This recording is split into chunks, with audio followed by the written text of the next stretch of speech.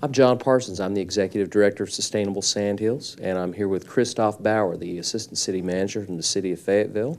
And we're going to go over the City of Fayetteville's Unified Development Ordinance. Christoph made a great presentation the other night for a group of Sustainable Sandhills participants down at the headquarters library, and it was so good we decided to go through it again today. So thanks for going through it with us, Christoph. You're welcome. Thank you for having me.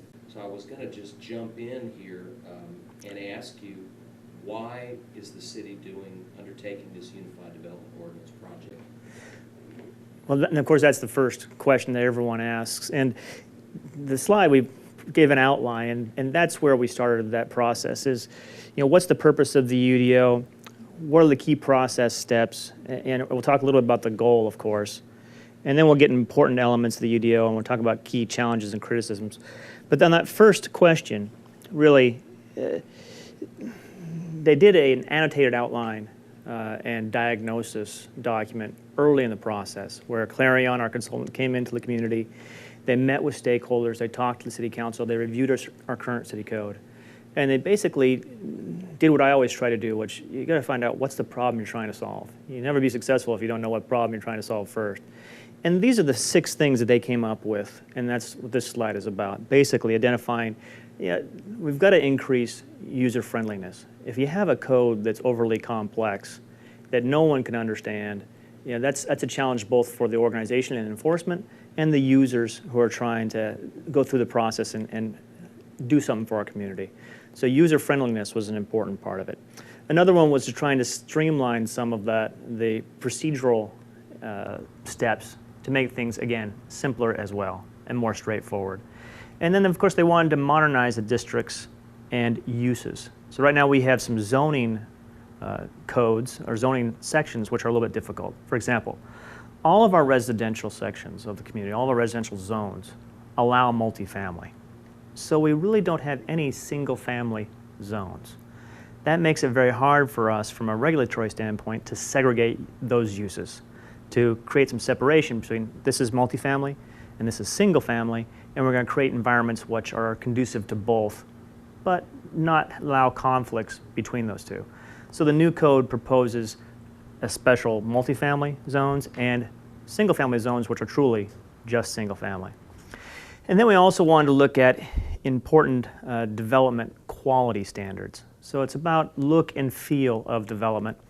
And then establish some new downtown zones, because we don't have we basically don't have something that fits real well in that area. And then we also wanted to look at sustainable development practices. What can we do to make sure that we build neighborhoods and community rather than simply houses and development? And those are different things. And we'll get a little more into that as we move forward in the process. Well, as a member of the advisory committee, I've been involved for the last couple of years with the other members of the committee reviewing this UDO page by page, and it's been quite a process, a learning process for me, and we're getting close to being done. I understand the next steps involve getting public input on the document, and I wonder if you had some details about the format and the schedule for that process, that public input process. Yeah, we've actually, as we're taping this now, we've already had the first public hearing before the planning board. And what we have now that's out there and it's available on our website is what we're calling the public hearing draft. And if you go onto the City of Fayetteville's website and you find this document, you're going to find a aligned version. It's going to have things that are crossed out and things that are underlined that have been added. Basically, this is an edited document, and it's been edited based on the input from the stakeholder committee, the process that you've participated in, and other feedback from internal staff and other stakeholders. So this is the version of the document that we're working on now. We're working on that before the planning board, and we had, I guess, recently a public hearing. We have a working session with the Planning Commission June 22nd, and then we have another public hearing June 24th, and then another one, actually a working session on June 29th. Now, when we initially started this process, we were a little ambitious. We hoped that we basically have most of this wrapped up by June 29th and be able to get a recommendation from the Planning Commission to the Council at that time. I don't think that's realistic at this point. There's just, unfortunately, too many errors in the document. And when I'm talking about errors, I'm not talking about huge things. I mean, just simply cross-references that aren't quite accurate, some word choices that aren't quite what we'd like them to be. So we're going through and doing more small editing than we had expected, and that's going to take us a little bit of time.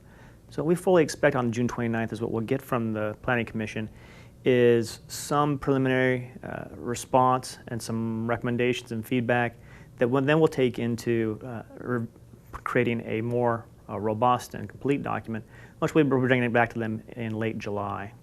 And hopefully at that point we'll have a draft that they'll be willing to recommend that the council consider. So from that late July time period to be established, we'll move to a council process for consideration. At the same time, we're still working with our stakeholder committee with detailed feedback. They are quite literally the group that knows most about this document, and that feedback has been invaluable. This